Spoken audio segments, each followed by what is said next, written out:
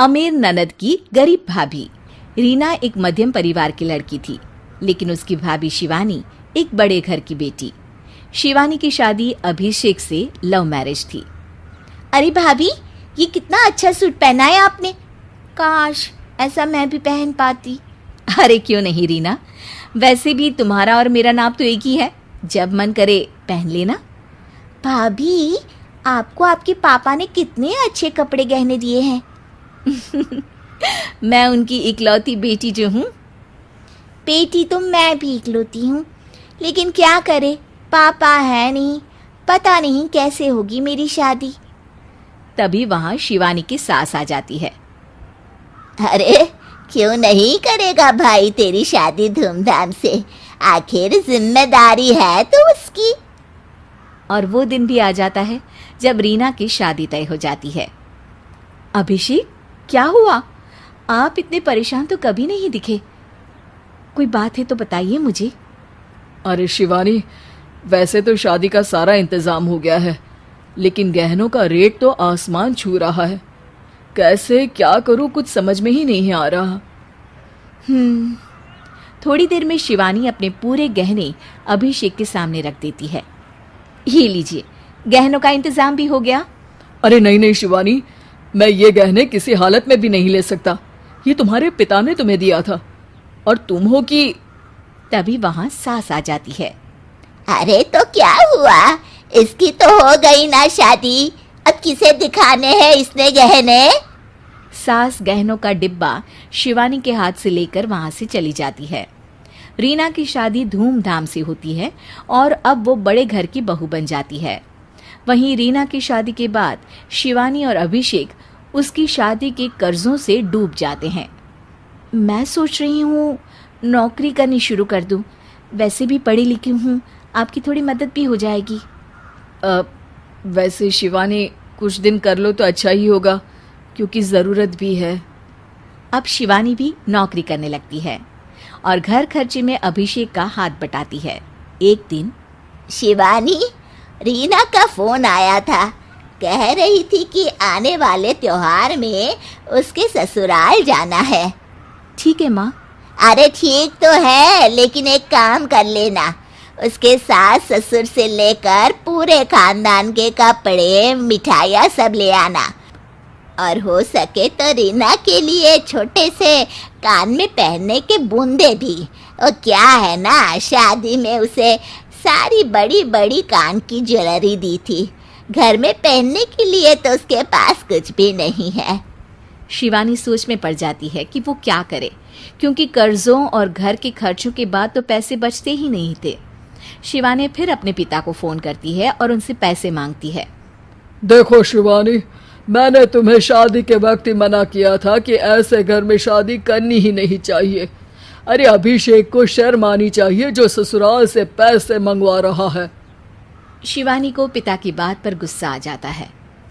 आप मेरे पिताजी हैं और मैं परेशान थी, इसलिए आपसे मदद की उम्मीद की पापा। अभिषेक को तो पता भी नहीं है कि मैंने आपसे पैसे मांगे हैं। शिवानी सोचती है कि वो अभिषेक से बात करे, लेकिन फिर उसे लगता है कि वो टेंशन ले लेगा। तभी शिवानी की नज़र हाथ के कंगन पर पड़ती है, सीधे बाजार जाती है और उसे बेचकर ननद के घर ले जाने का सारा सामान लेकर आती है और सास के सामने रख देती है। हाँ ठीक है, लेकिन फल थोड़े और अच्छी क्वालिटी के होने चाहिए थे। शिवानी कुछ नहीं कहती, वहां से चली जाती है। एक दिन शिवानी, रीना का फोन आया था, बहुत रो रही थी। क्यों माँ, क्या हुआ? सब ठीक तो है ना उसके ससुराल में? अरे तूने तो उसकी नाक ही कटवा दी। अब मैंने क्या कर दिया माँ? कह रही थी कि बड़े घर की बहू है भाभी, जो कपड़े दिए वो ब्रांडेड भी नहीं थे। तू तो जानती है ना उन लोगों का पहनावा कितना अच्छा है। तू तो मेरी बेटी का भला कभी सोचती नहीं। हाय भगवान, अरे बड़े घर की बहू है, इसी बात की जलन है ना तुझे, लेकिन याद रख मेरी बेटी का सोचने के लिए भगवान है, तुम लोग कभी उसका बुरा नहीं कर पाओगे। अब शिवानी के मन में सवाल था कि क्या ईश्वर सिर्फ रीना के साथ है, उसके साथ नहीं। लेकिन उसे सुकून था कि वो अभिषेक के साथ उसकी जिम्मेदारियों को निभाने में बराबरी की हकदार है। शिवानी वहां से चली जाती है। वो सास से कुछ नहीं कहती, क्योंकि अमीर घर की बहू बनकर रीना को भले ही सुकून ना हो, लेकिन गरीब घर की बहू बनकर शिवानी खुश है, क्योंकि खुशी पैसों से नहीं, परिस्थितियों पर निर्भर करती है। सिद्धि की शादी के बाद वो ससुराल चली जाती है। पीछे रह जाती है भाभी रानी।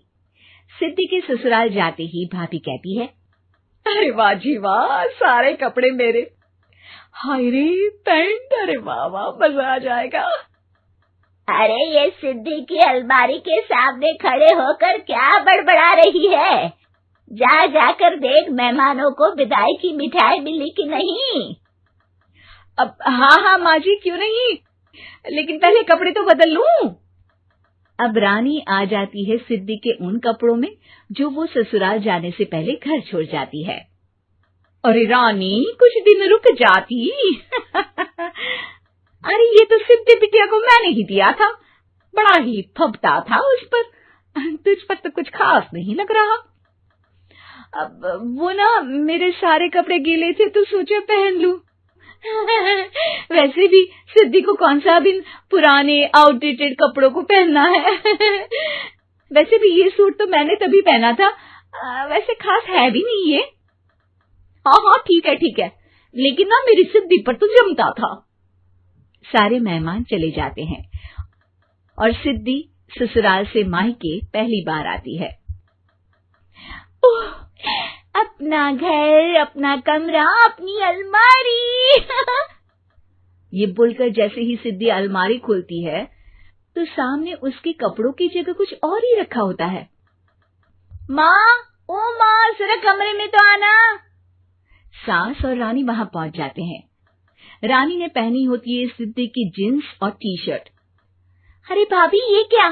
ये तो मेरी बड़ी ही महंगी टी शर्ट है, इसे आपने घर में क्यों पहनी है? अरे बहुत मिलती है दीदी ये चौक की मार्केट में, 150 में। ओ भाभी प्लीज, ये एरोपोस्टल है, 2000 की एक टी शर्ट। ओहो, 2000 में तो दीदी 4 साड़ी आ जाए। अब क्या बोलूं भाभी, ये मेरी अलमारी में छोटू के कपड़े, तो मेरे कपड़े कहाँ हैं? मेरी अलमारी में? अब दीदी आपको कौन से पुराने कपड़े पहनने थे? माना भाभी, लेकिन मैं जब घर आती तो यही सब पहनती ना। अरे तुम तो बड़ी कंजूस हो दीदी। खैर, वक्त आता है जब सिद्धि ससुराल के लिए रवाना हो रही होती है। अरे रानी, अंदर से सिद्धि का गिफ्ट ले आ, लड़की पहली बार ससुराल से मायके आई है। रानी अंदर जाती है और एक सिंपल सी साड़ी लेकर बाहर आ जाती है। ये लीजिए माँ जी। सास बेटी को गिफ्ट देकर ससुराल भेजती है। अगले दिन रानी एक सुंदर सी साड़ी पहनकर सामने आती है। अरे रानी, ये तो वो साड़ी है जो मैंने सिद्धि को देने के लिए दी थी जब वो ससुराल ले जाती, लेकिन ये तूने कैसे पहन ली? अरे माँ जी, ये साड़ी तो मुझे बहुत पहले से ही पसंद थी, लेकिन चिंता ना करिए, मैंने सिद्धि के लिए भी अच्छी सी साड़ी दी है। हाँ। तभी सिद्धि का फोन आता है। क्या माँ, कुछ अच्छा तो दिया होता ससुराल ले जाने के लिए। अरे पहले दिखा दिया होता। ये चमकते हुए पैकेट में नौकरानी वाली साड़ी मत दिया करो माँ। अरे बेटे, वो तेरी भाभी ने ना गलती से उससे पैकेट बदल गया। हाँ, मैं कल ही तेरे भाई के हाथ से तेरा वाला पैकेट भेज दूंगी। अरे रहने दो माँ, आई एम श्योर भाभी ने अभी वही साड़ी पहनी होगी जो तुमने मेरे लिए रखी थी। तुम तो समझ नहीं पाई उनको। खैर छोड़ो, मैं ज्यादा बोलती अच्छी नहीं लगती, रहने दो, आपको उन्हीं के साथ रहना है, फिर बात करेंगे। सास को रानी पर गुस्सा आ जाता है। वो उसके कमरे में जाती है जहाँ वो शादी का एल्बम देख रही होती है। रानी, मार्केट जाकर एक ऐसी ही साड़ी लेकर आ, कल प्रतीक जाकर सिद्धि के घर दे आएगा।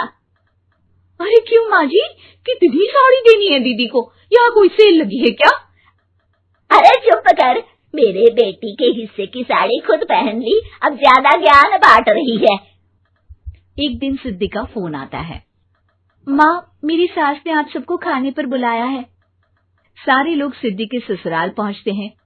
खाना खाकर वो लोग निकल रहे होते हैं कि सिद्धि की सास सभी को गिफ्ट देती है। अरे बहन जी, बेटी के घर का खाना खा लिया, यही बहुत है जो आप ऊपर से गिफ्ट भी दे रही है। अरे बहन जी, आप भी कहाँ इन बातों पर विश्वास कर रही हैं। सास सभी को गिफ्ट देती है, लेकिन रानी को जो साड़ी देती है वो अजीब सी हरे रंग की लाल रंग की बड़ी छाप वाली होती है। अरे छी, ये कौन पहनेगा? सासू माँ को तो जरी वाली इतनी सुंदर, और मेरे लिए ये नौकरानी वाली।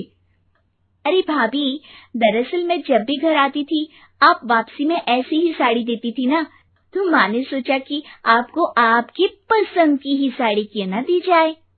बेचारी रानी, बोलती भी तो क्या। सिद्धि और सास रानी का चेहरा देखकर हंसने लगती है, तो रानी समझ जाती है कि अपने ही बिछाए जाल में वो फंस चुकी है। ने पराए घर की लड़ाइयाँ कितनी भी हो, लेकिन ये भी सच है कि किसी पर कोई आपत्ति हो तो अपना ही परिवार साथ देता है। भैया, मेरे पीछे पुलिस लगी है, प्लीज मुझे बचा लो। रवि और राज दो भाई, लेकिन दोनों में कभी नहीं पटी। अरे क्या हुआ छोटे, क्या कर दिया तूने? अरे कुछ नहीं भैया, मेरा दोस्त है ना राजू, वो मुझे लेकर बैंक गया था। मुझे नहीं पता भैया कि वो वहाँ बैंक लूटने जा रहा है। मैं उसके साथ बैंक में घुसते ही सीसीटीवी कैमरे में दिख गया हूँ। अब पुलिस मुझे ढूंढ रही है भैया, मुझे बचा लो। राज कुछ सोचता है, फिर कहता है, ओके, तुम यहीं रुको, मेरा एक दोस्त पुलिस में है, मैं बात करता हूँ। तभी वहाँ रवि की बीवी राज की बीवी के साथ आ जाती है। तुम लोगों के घर जब तक पुलिस का आना जाना है, बच्चों को यहीं छोड़ दो, उन पर असर ठीक नहीं पड़ेगा। तभी वहाँ पुलिस आ जाती है। चलो चलो, कौन है रवि, थाने चलो। मैंने कुछ नहीं किया, मुझे कुछ नहीं पता। अरे वो तो पुलिस स्टेशन चलकर ही पता चलेगा कि कुछ पता है कि नहीं, चलो। कहानी का फ्लैशबैक। भैया, मुझे मेरे मकान में हक चाहिए ही चाहिए। अरे लेकिन छोटे, अभी मेरे बच्चों पर काफ़ी खर्चा है, तेरी भाभी की भी तबीयत ठीक नहीं रहती, बजट बिल्कुल नहीं है कि मैं अलग होकर रहूं। देख लो भैया, 1 महीना है तुम्हारे पास, जल्दी से घर खाली कर दो। अरे कैसी बात कर रहे हैं भैया, मेरे शरीर में अभी इतनी हिम्मत भी नहीं कि घर को खाली करे। तो क्यों अपना पोषण बेचा भाभी?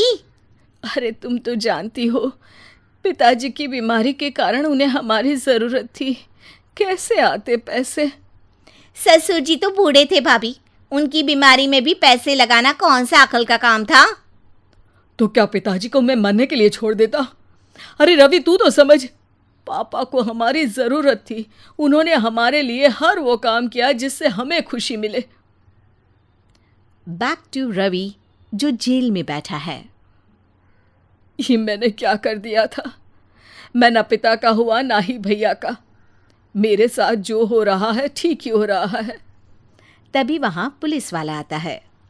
रवि, तुमसे कोई मिलने आया है। भाभी, आप यहाँ क्यों आई? पुलिस स्टेशन है ये भाभी। भैया, आपकी जगह मेरा भाई होता तो क्या मैं नहीं आती? अच्छा, ये खाना ले लीजिए, खा लीजिएगा। आपके भैया लगे हैं वकीलों और पुलिस वालों से बात करने में, डरने की कोई बात नहीं।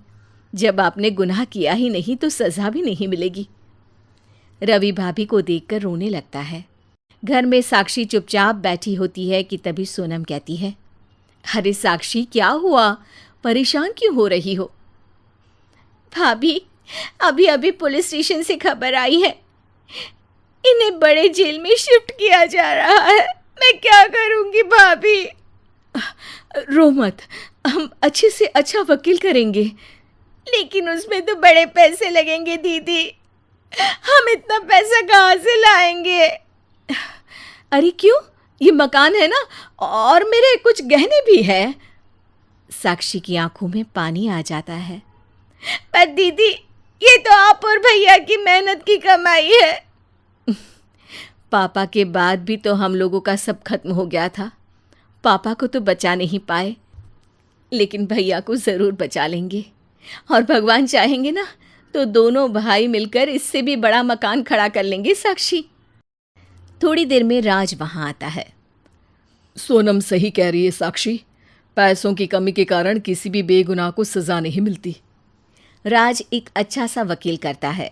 सोनम और साक्षी बचाए पैसे और अपने गहनों को बेचकर रवि का केस लड़ते हैं और जल्द ही रवि जेल से बाहर आ जाता है। रवि राज को गले लगाकर कहता है, भैया मुझे माफ़ कर दो, मुझे साक्षी ने सब कुछ बताया है। भैया आपने मुझ पर विश्वास किया, मेरे लिए दिन रात मेहनत की, भाभी ने अपने गहने तक बेच दिए। भैया आपने तो पापा के लिए भी पैसे नहीं देखे, लेकिन मैं बहुत ही सेल्फिश निकला। भैया एक आखिरी बार मुझे माफ़ कर दो, मैं शर्मिंदा हूँ। अरे भाई अपने तो अपने ही होते हैं, पापा ने हमारे लिए क्या नहीं किया ये तुम्हें बताने की ज़रूरत नहीं है मुझे। और फिर तू तो मेरा भाई है, पैसे से बढ़कर रिश्ते होते हैं भाई।